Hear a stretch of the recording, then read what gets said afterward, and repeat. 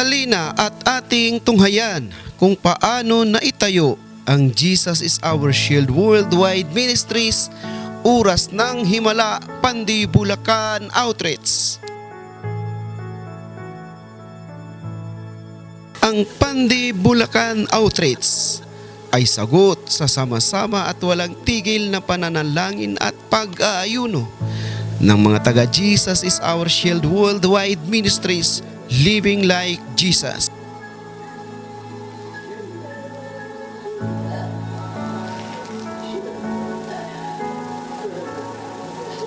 Ipaalala mo sa kanila ang mga sacrifice na ginagawa namin ngayon. At ipakita mo sa kanila kung saan na sila nakarating mula noon hanggang ngayon. Sa maiksing panahon, ang bilis na pangyayari.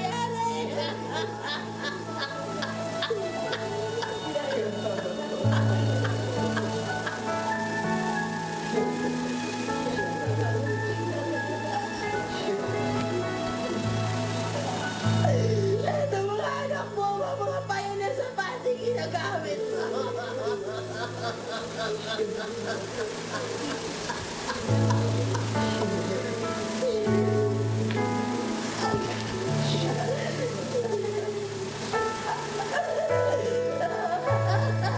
Lunawarin mo na kaluwalhatian mo, kaya maubos. Sa pangunguna ng lingkod ng Diyos, Apostol Renato D. Carillo, at sa buong Living Like Jesus people. Kasama ang mga intercessors at mula sa Santa Maria, Bulacan Chapter sa pangunguna ni Pastora Elvira Hisuan.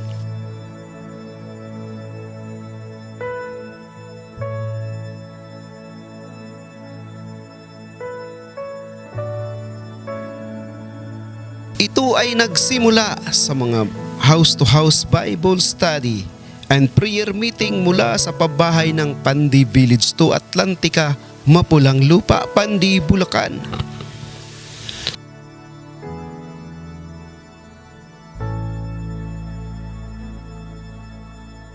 At sa pagsasagawa ng Oras ng Himala Crusade sa bawat barangay at bawat pabahay ng Pandi, Bulacan.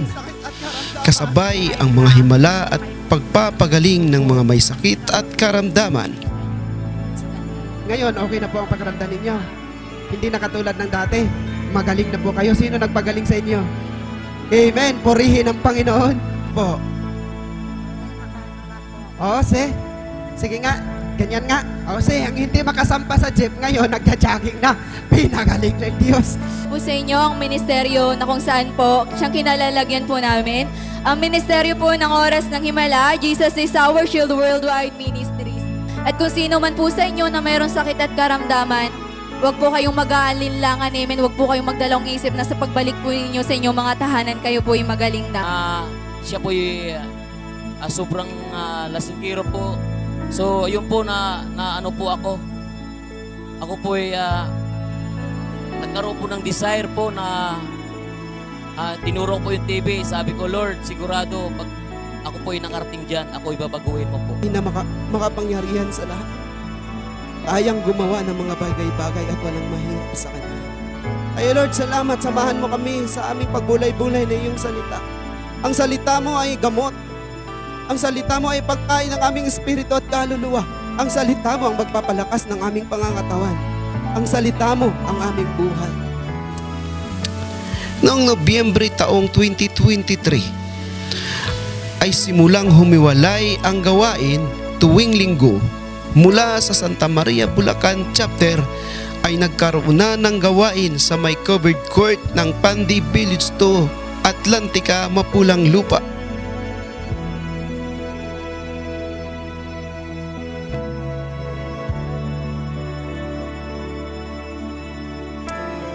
So kung mahal mo ang Panginoon, hindi ka bibitiw. Hindi mo i-deny. Kasi nung pag binasa mo yung Bible sa New Testament, inaalok po yung mga lingkod ng Diyos. At ito ay dinadaluhan ng mga iilang congregation ng Pandi, Bulacan Hindi at aksidente. pinangungunahan ng tatlong lalaki na sina Brother Ginos, Brother Erwin at Brother Remy. Lord, salamat sa buhay namin, Panginoon. Binigyan mo kami ng pag-ibig na galing sa iyo.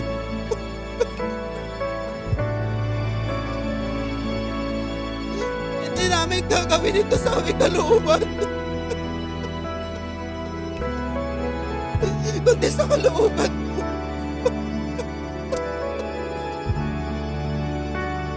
Iniligtas namin ang bayan ng Pandi.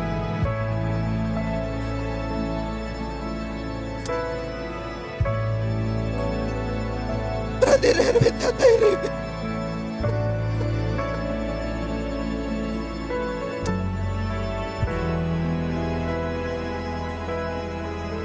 Darating ang araw, kanya-kanya tayo tatayo. Ihayag natin ang pag-ibig ng Diyos. At maraming baligtad.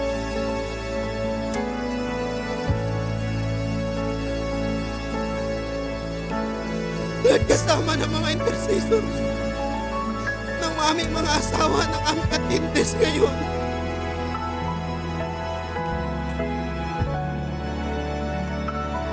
Lord, salamat sa buhay nila.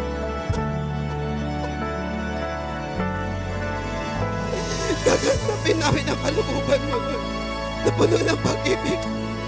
Magkakaisa ang Pandi, Bulacan.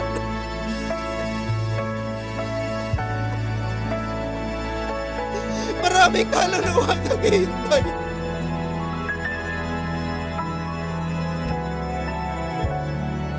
Kung walang birthday ng isang bayan, kawawa. Ng isang bayan kung walang may naglilingkod ay dalang pasanin na tulad nito.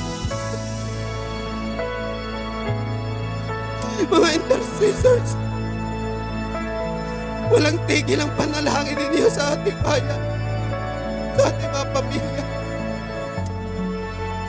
Isang araw lalawak at lalaki ang ating tiyan. Kaya ganito katibay ang amundasyon ng kanyang panimula. Tatlong lalaki kasamang pamilya.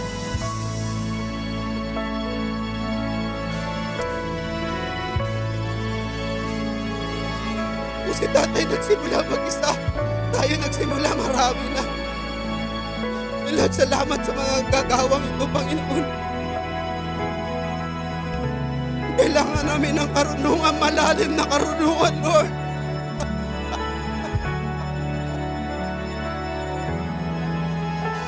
Hindi kami nag-aral ng Bible school ni college. Ito hinihingi namin ng karunungan ng gagaling sa iyo.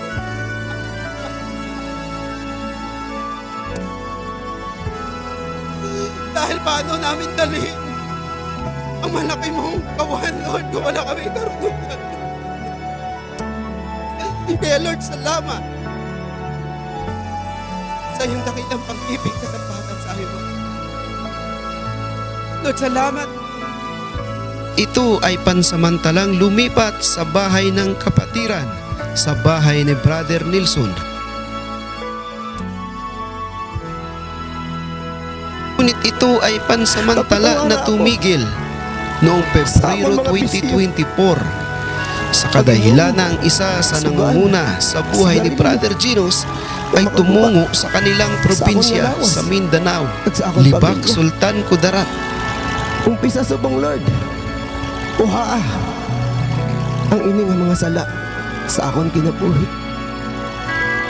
Tagsubong, Lord, ginapatawad ko na ang mga tao nga naakig sa akon o mga nakaaway.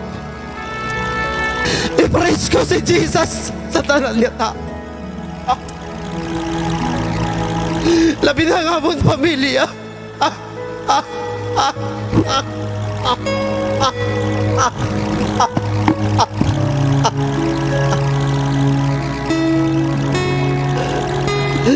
Lord, lumasa ka mong pamilya.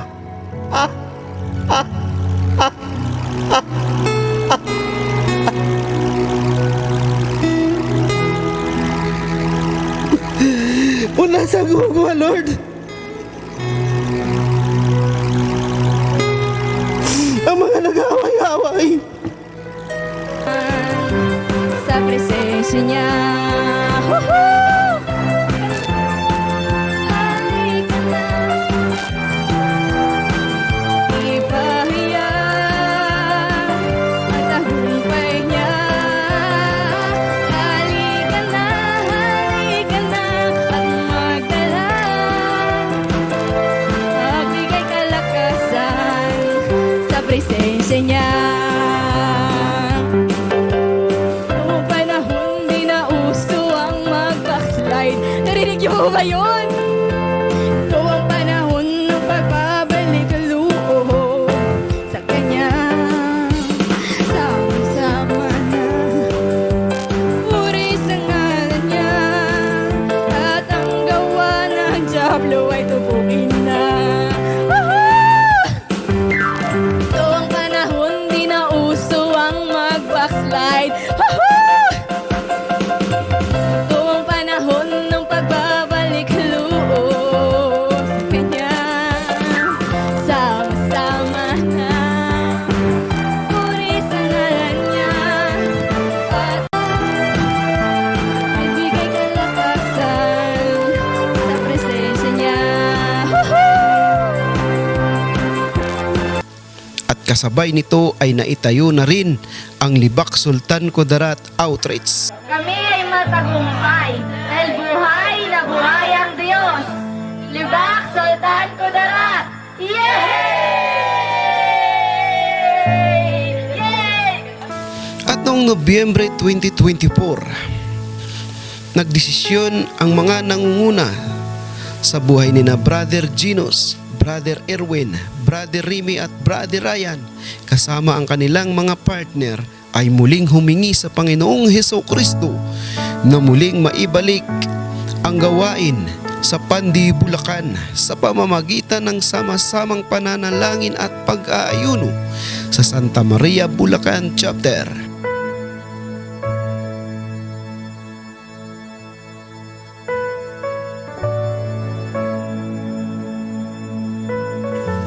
Sa kaparihong buwan, Nobyembre 2024, ay nagkaroon na muli ng gawain tuwing linggo at overnight prayer meeting sa tahanan ng kapatiran na sina Sister Virgie at Brother Saldi sa may St. Nazarene Pinagkwartilan, Pandi, Bulacan.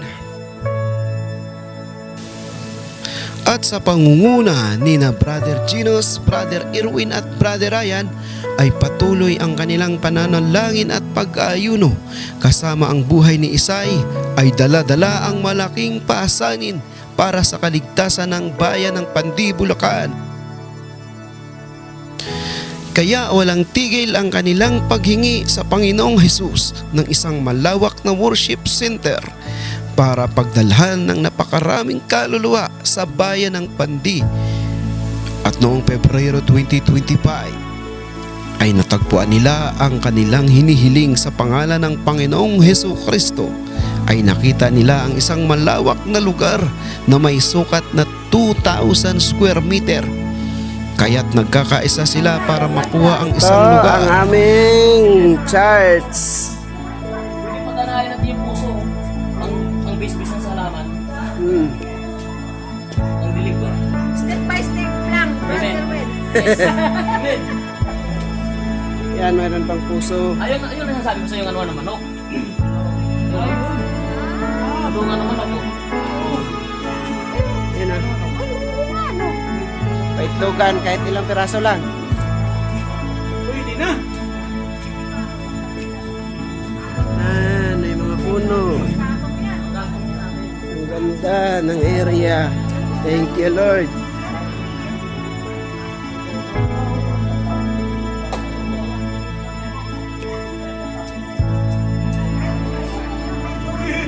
Ano na mismo?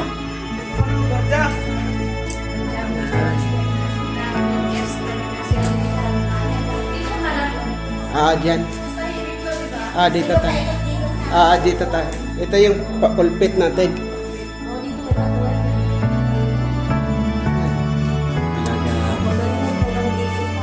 Binigyan talaga tayo ng Lord ng ano. Hinihingi natin.